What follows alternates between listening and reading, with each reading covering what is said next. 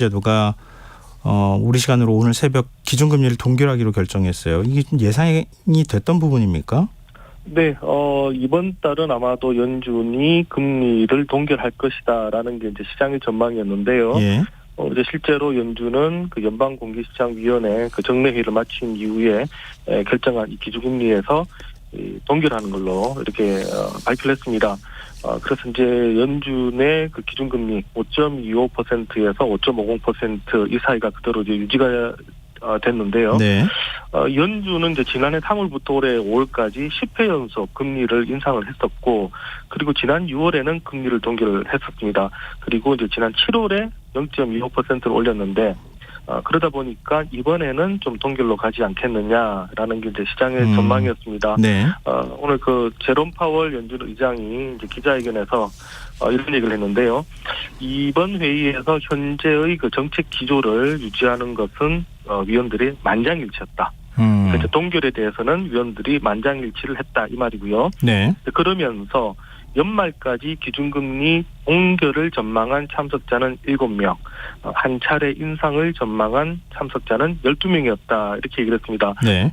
그러니까 예상대로 금리는 동결을 했지만 시장이 주는 신호는 매파적이었다. 그러니까 계속해서 통화 긴축 신호를 줬다라고 이제 보시면 될 것 같습니다.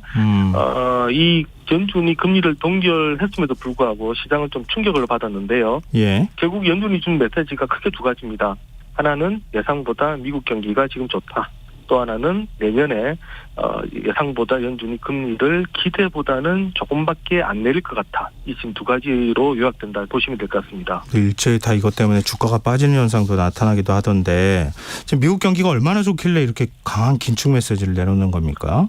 네, 올해 그 미국 경제 성장률 수정 전망치를 오늘 공개를 했는데 6월달, 석 달 전 6월달에는 올해 미국 성장률이 1.0% 될 거다 이렇게 봤거든요. 네. 근데 오늘 발표는 2.1%로 높이 잡았습니다. 그러니까 우리나라보다 훨씬 좋은 거잖아요. 네, 우리나라 올해 지금 성장률 예상 전망치가 1.4, 1.5% 수준이니까 네.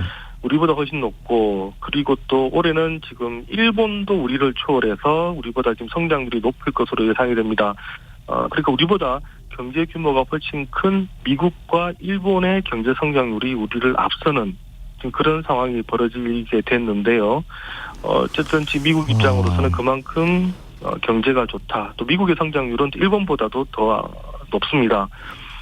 그러다 보니까 경기에 대한 지금 자신감이 있다라고 이제 보셔야 될 것 같고요. 네. 오늘 보니까 저 연준이 실업률도 종전에 4.1%로 예상을 했다가 3.8%로 낮췄는데 뭐 상당히 만족할 만한 지금 수준이다. 지금 연준은 이렇게 보는 것 같습니다. 우리 경제만 쪼그라드는 거 아닌가 좀 걱정이 되는데요.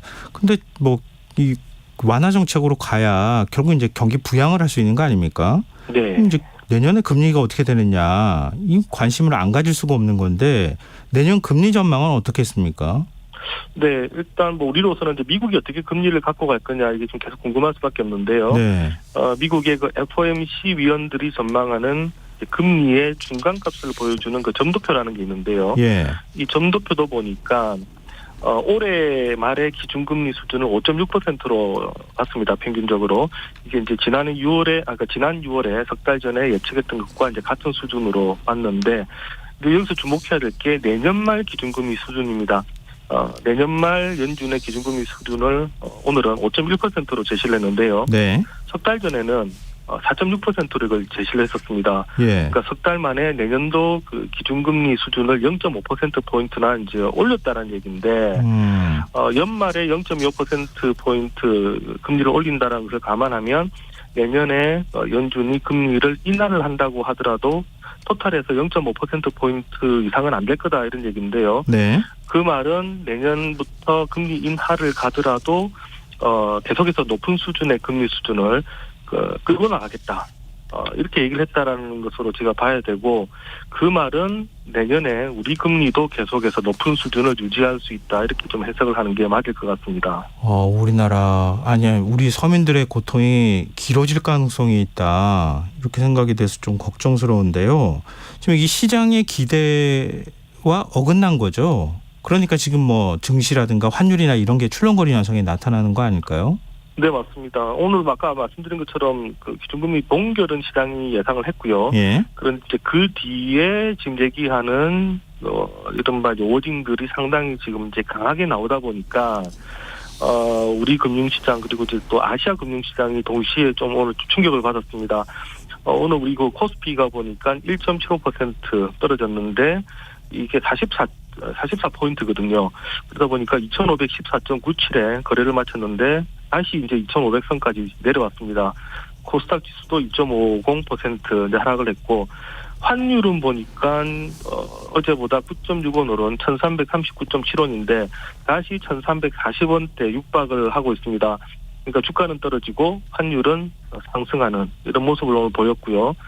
아시아 증시도 일제히 약세를 보였습니다. 예. 일본 니케이 지수도 1.37% 떨어졌고 중국 상해수 종합지수 0.77% 그리고 홍콩 항생지수 1.29% 각각 다 내렸는데 그만큼 이제 아시아 시장이 봤을 때 오늘 미국 연준의 여러 가지 발언들 당분간 긴축 기조 계속 간다라는 것들이 좀 공포스러운 그런 언급이었다 이렇게 해석을 할 수가 있을 것 같습니다. 지금과 같은 강한 긴축 기조를 내년까지는 최소한 끌고 가겠다. 그 다음은 아직은 모르겠으나 이런 정도 메시지니까 당연히 좀 시장이 이렇게 바짝 좀 얼어붙을 수밖에 없는 거 아닌가 싶은데요. 근데 9월 들어서 수출이 우리나라 좀 늘었다고 그래요. 이게 정부가 말한 상저하고가 실현되는 겁니까? 네, 근데 이제 좀 자세히 봐야 될 것 같습니다. 예. 오늘 그 관세청이 9월 1일부터 20일까지 수출액을 공개를 했는데요. 예. 지난해 같은 기간보다 9.8% 마침내 이렇게 증가했습니다. 예. 그런데 이게 실제로 증가한 것이냐? 여기에 이제 조업일수라는 좀 환상이 있는데요. 이 기간에 지금 보니까 조업일수가 지난해보다 2.5일이 많습니다.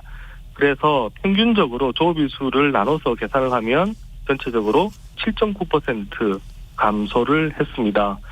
그러니까 지금 수출 자체가 일 기준으로 늘지는 않았다라는 얘기입니다. 월간 수출액 이미 지금 작년 10월부터 지난달까지 11개월 연속 이제 감소세를 보이고 있는데요. 예. 지금 이번 달 같은 경우 지금 9월 말 되면 이제 추석이 시작이 되기 때문에 요거 이제 마지막 열흘 포함되고 나면 이제 최종적으로 이제 우리 수출이 어떻게 됐는지 결과를 이제 알 수는 있을 것 같습니다.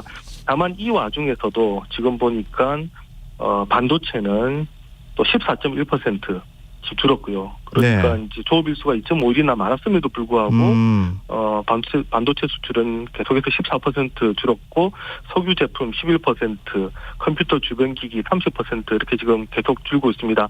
반면에 지금 승용차가 49%, 철강 25%, 선박 74%가 늘면서 전반적으로 수출이 이제 는 것처럼 나타났습니다.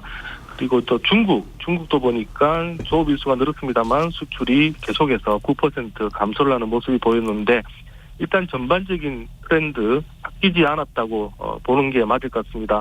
또 무역 수지도 20일까지 또 적자를 우리가 또 기록을 하고 있습니다. 또 올 들어서 8월까지 기업 파산 신청이 지난해 전체 건수를 넘어섰다고요? 네. 이게 수출이 잘 안 된다라는 얘기는 이제 바꿔 말하면 우리나라 기업들 상황이 그만큼 안 좋다라는 얘기로 이제 보시면 될 것 같은데요. 네. 말씀하신 것처럼 지난 8월까지 기업 파산 신청을 보니까 지난해 전체 신청 건수를 이미 넘어섰습니다. 국회 정무위 소속 오기영 더불어민주당 의원이 이제 대법원 등에서 이제 받은 자료에서 드러났는데요. 예. 올해 8월까지 전국 법원에서 접수한 법인 파산 신청 건수를 보니까 1,034건입니다. 지난해 같은 기간 동안 652건이었던 것과 비교하면 무려 54% 파산 신청 건수가 이제 급증을 했는데요.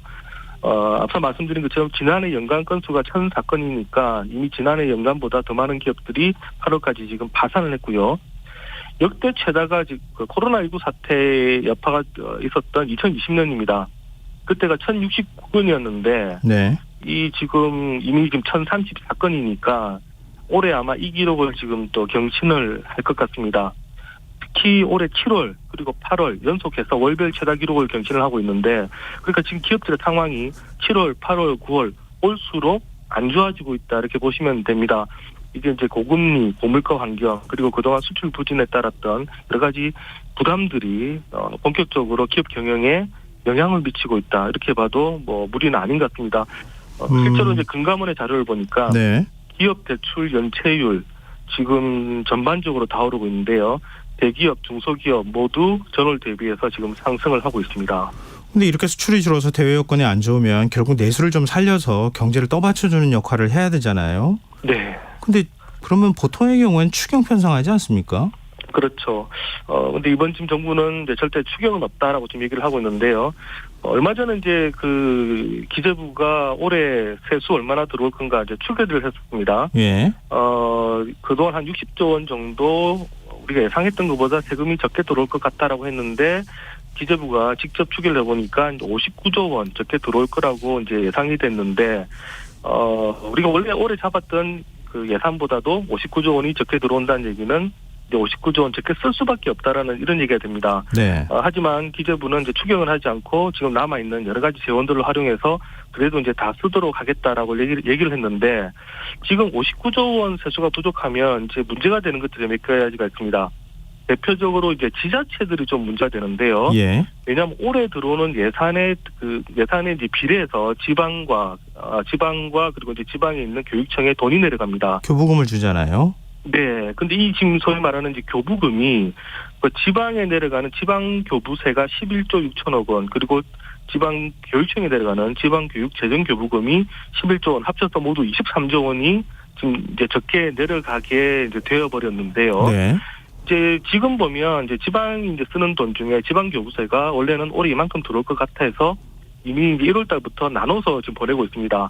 그런데 예상보다 11조 원이 적게 그친다라고 하면 예. 이제 앞으로 9월, 10월, 11월, 12월에 내려가는 지방 교부금이 갑자기 확 줄어들게 됩니다. 이렇게 되면 하반기에 지금 지자체들이 해야 되는 여러 가지 사업들이 있을 텐데요. 예. 이 사업들이 이제 소위 말하는 재정이 없어서 멈추게 될 가능성이 큽니다. 지방 사업 중에 뭐 여러 축제도 있을 것이고 또 여러 상품권이라든가 또 복지에 들어가는 이런 돈들이 많을 그렇죠. 텐데 네. 결국 이 말들은 이제 보통 때는 지방에 이 돈이 풀리면서 경기를 부양하는 역할을 하게 되는데 이 돈이 상당히 이제 부족하게 되면서 올 하반기 아마도 지금 지자체들 추석 끝나고 나면 상당히 지금 재정이 부족해서 어려움을 겪을 가능성이 크고요. 이랬을 경우에 이게 연쇄적으로 지방 경제에도 좋지 않은 영향을 미칠 가능성이 좀 큽니다. 내년도 긴축 예산 편성한 거잖아요. 그렇죠. 그럼 내년에도 사실 내수를 좀 살리는 방향 쪽으로 가기는 쉽지 않다는 얘기 아닙니까? 네. 일단 올해 세수가 적게 들어왔기 때문에 네. 하반기부터 지금 당장 이제 예산은 줄어든다고 봐야 될 것 같고요.